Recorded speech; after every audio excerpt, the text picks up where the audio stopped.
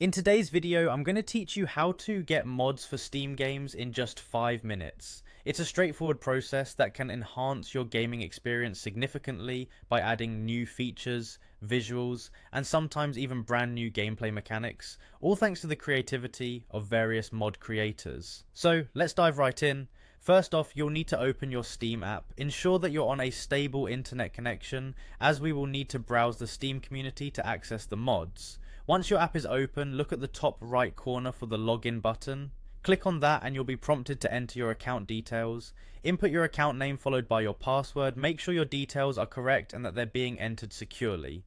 After this, click on the sign in button. After signing in, you'll land on your Steam homepage. This is where you'll usually find all the updates about the games you own and any special offers from Steam. From here, move your attention to the top navigation bar and click on Community. This section is a hub for discussions, content, and importantly the workshop, which is our main focus today. In the Community section, you'll find a tab labelled Workshop. Go ahead and click on it.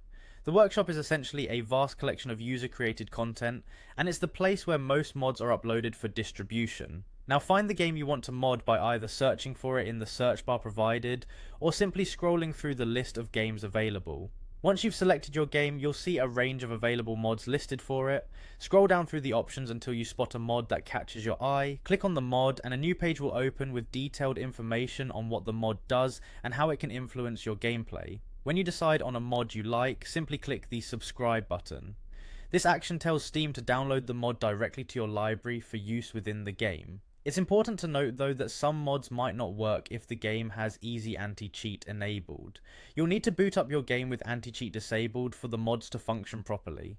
Keep an eye out for any additional instructions specific to the mod you're subscribing to, as these can vary greatly depending on the mod creator's setup procedure.